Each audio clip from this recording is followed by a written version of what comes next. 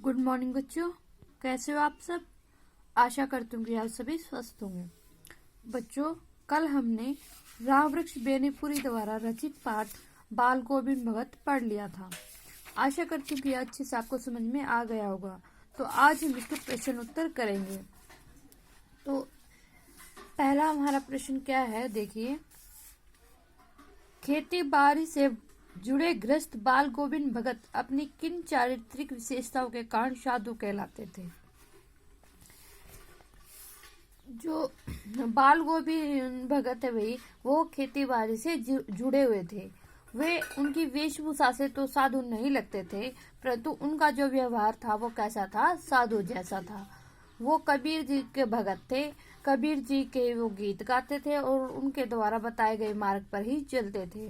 वो कभी झूठ नहीं बोलते थे और वो कभी भी निरर्थक बातों के लिए नहीं झगड़ते थे और न ही गलत बात का विरोध करने में संकोच करते थे। वे कभी भी किसी की चीज को नहीं छूते थे और न ही किसी से पूछे बिना उसका व्यवहार में लाते थे। जो भी उनके खेत में पैदावार होती थी, वो उस पैदावार को कबीर जी के मठ पर ले जाते थे और वहीं से उसको उसके बदले में जो कुछ प्रसाद के रूप में मिलता, उसी से अपने परिवार का जो निर्वाह है वो करते थे। इस प्रकार जो है उनकी इन्हीं चारित्रिक विशेषताओं के कारण उन्हें साधु माना जाता था। ठीक है भाई, आगे देखिए। भक्त की पुत्रवधू उन्हें अकेले क्यों नहीं छोड़ना चाहती थी। जब भक्त के पुत्र की मृत्यु हो जाती है, तब जो भगत जी हैं वो उसकी पुत्रवधू के भाई को बुलाकर कहते हैं कि इसे अपने साथ ले जाओ। लेकिन जो उसकी पुत्रवधू है वो जाने से मना कर देती है। क्यों? क्योंकि वह मानती है कि उनकी जो उम्र है, बाल गोविंद भगत जी की जो उम्र है, उस उम्र में उन्हें अकेला छोड़कर जाना उचित नहीं है। उन्हें अगर वो बीमार पड़ गए तो कौन उन्हें पानी देगा, कौन उन्हें भोजन देगा। वह उसकी सेवा करना, बाल गोविंद भगत जी की सेवा करना ही अपना धर्म मानती है, अपना फर्ज मानती है। इसीलिए जो भगत की पुत्रवधू है उन्हें अकेला छोड़कर जाना नहीं चाहती है। आगे देखिए। भक्त ने अपने बेटे की मृत्यु पर अपनी भावना किस तरह व्यक्त की है। किस तरह व्यक्त की है भाई? जब भगत का जो एक बेटा था वही मतलब बीमार रहता था और जब मृत्यु को प्राप्त हो जाता है, तब जो भगत जी है उनके बेटे की मृत्यु पर शोक नहीं मनाते हैं, बल्कि वे इस मृत्यु को कहते हैं कि इस मृत्यु के दौरान आत्मा का परमात्मा से मिलन हो रहा है। एक विरहिणी है जो अपने प्रेमी से मिल रही है। तो यह जो समय है शोक मनाने का नहीं, बल्कि है तो आनंद मनाने का, उत्साह मनाने का, क्योंकि उसे यह अफसोस नहीं लगता। क्योंकि मृत्यु से क्या मानते हैं वो? मृत्यु को आत्मा का परमात्मा से मिलन मानते हैं। वे उसके जो बेटे का जो मृत शरीर है उसको फूलों से सजाते हैं और उसके सामने एक दिया जला के, उनके दीपक जलाकर उनके मृत आसन पर बैठकर गीत गाते हैं। वो मतलब अपनी पुत्रवधू को भी रोने से मना करते हैं। वो कहते हैं कि यह जो समय है शोक मनाने का नहीं है, यह इस अब तो आत्मा का परमात्मा से मिलन हो रहा है। यह जो समय है वो आनंद करने का है, आनंद मनाने का है। ठीक है भाई, आगे देखिए। भक्त के व्यक्तित्व और उनकी वेशभूषा को अपने शब्दों में चित्र प्रस्तुत कीजिए। उसकी वेशभूषा को भी अपने शब्दों में बताना भी, उसका व्यक्तित्व कैसा था, कैसी उसकी वेशभूषा थी। जैसे कि हमने पाठ के शुरू में ही पढ़ा था, जो बाल भगत जी है वो एक मंझले कद के व्यक्ति है, जो जिसका रंग कैसा है, बहुत ही गोरा चिट्टा है। उनकी जो आयु है जो वो 60 वर्ष से अधिक है। उनके बाल क्या है, सफेद है। वे दाढ़ी नहीं रखते, परंतु उनके चेहरे पर जो सफेद बाल है कहीं कहीं, वो उससे उनका चेहरा क्या है, जगमगाता रहता है। वो कपड़े जो बिल्कुल कम पहनते हैं, कमर पर सिर्फ एक लंगोटी और जो सिर होता है उस पर कबीर जो पंथी होते हैं वो वैसी कनफटी टोपी पहनते हैं। जब सर्दियां आती हैं तो एक काली कमली ऊपर ओढ़ लेते हैं और अपने माथे पर एक चमकता हुआ रामानंदीन चंदन लगाते हैं, जो नाक के एक छोर से ही औरतों के टीके की तरह शुरू होता है और उनके गले में जो तुलसी की तुलसी की जड़ों की एक बेडोल माला पड़ी रहती है।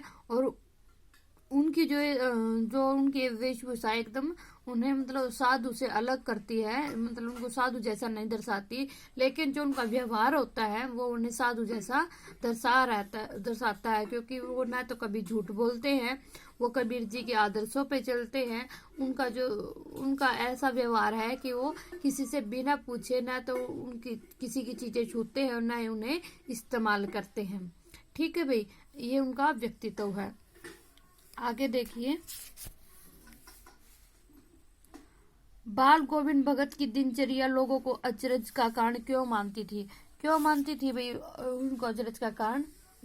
जो बाल गोविंद भगत की जो दिनचर्या है लोगों के आश्चर्य कारण इसलिए मानती है क्योंकि वे अपने नियमों का दृढ़ता से पालन करते थे। वह सुबह ही बहुत जल्दी अंधेरे में उठ जाते थे और गांव से 2 मील नदी पर स्नान करने के लिए जाते थे। वापसी में आते आते ही ऊंचे स्थान पर खंजड़ी बजाते हुए वहां पर गीत गाते थे। उनके जो ये नियम है वो सर्दी गर्मी दोनों में ही प्रभावित नहीं होते थे। नहीं, कई बार तो वे अपने नियमों के इतने दृढ़ थे कि वो दूसरों के खेतों में भी सोच नहीं करते थे। उनका उनके नियमों पर दृढ़ता से ही लोगों का आश्चर्य का कारण बने हुए थे। पाठ के आधार पर बाल गोविंद भगत के मधुर गायन की विशेषताएं लिखिए। यहाँ पर उनके गायन की विशेषताएं बतानी है भाई। जो बाल गोविंद भगत जी का जो गायन है वो गर्मी और सर्दी दोनों में प्रभावित नहीं होता था। जो उनका गायन है, जो उनके संगीत का स्वर है, वो उमस से भरी हुई शामों को भी अपने गायन से क्या करते, उनको शीतल प्रदान करते थे। गर्मियों में वो शाम के समय अपने आंगन में ही कुछ संगीत प्रेमी मंडली के साथ गायन का कार्य करते थे। सबके पास अपनी अपनी खंजड़ी और करताल होती थी। जो बाल गोविंद भगत जी वो एक पद गाते, उसके पीछे पीछे दूसरे जो अन्य प्रेम मंडली है वो भी वो पद दोहराती थी। जब उनका जो संगीत है वो इतना लय और सुर में बंधा हुआ होता था कि धीरे धीरे जो मन है वो तन के ऊपर हावी होने लग जाता। और जो बाल गोविंद भगत जी है संगीत में मगन होकर नाचने लगते और उसके साथ ही जो अन्य प्रेमी मंडली है, जो संगीत मंडली है, वो उनका उसमें साथ देती थी।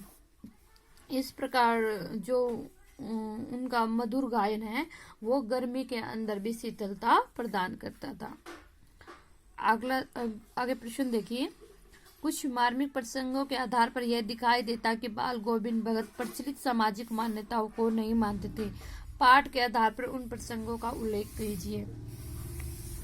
जो बाल गोविंद भगत जी है, वही समाज में जो प्रचलित मान्यता थी उनको नहीं मानते थे। वो जाति पाति में विश्वास नहीं करते थे। वो सभी लोगों को एक समान समझते थे। वे भगवान का जो निराकार रूप होता उसी को मानते थे। भगवान जो भगत है बाल गोविंद भगत जी, वो मृत्यु को भी क्या है एक आनंद का रूप मानते थे। उनके अनुसार जो मृत्यु होती है उसमें आत्मा का परमात्मा का मिलन होता है। ये जो बात है उनके बेटे की मृत्यु के समय पर सिद्ध होती है। अभी वो किस प्रकार अपने बेटे की मृत्यु पर भी गीत गाते हैं, आनंद मनाते हैं। उसी प्रकार जब उसके बेटे क्रियाक्रम की बात आती है तो जो उस बेटे का क्रियाक्रम है वो अपनी पुत्रवधू से ही करवाते हैं। उनकी जाति में जो विवाह होता है उसको अनुचित नहीं मानते, लेकिन फिर भी जो उनकी पुत्रवधू है वो पुनर्विवाह के लिए तैयार नहीं थी।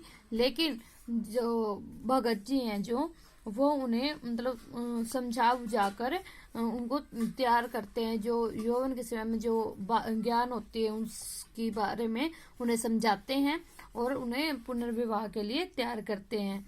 इस प्रकार जो भगत जी हैं अपना स्वार्थ न देखकर दूसरों को पूरा करने के लिए कार्य करते हैं। ये थी, इसके आधार पर हम कह सकते हैं कि वो सामाजिक जो उनकी मान्यता उसको नहीं मानते थे। आगे के जो प्रश्न बच गए भैया उसको हमें कल करेंगे। आज आपने ये 7 प्रश्न लिखने हैं और याद करने हैं। धन्यवाद।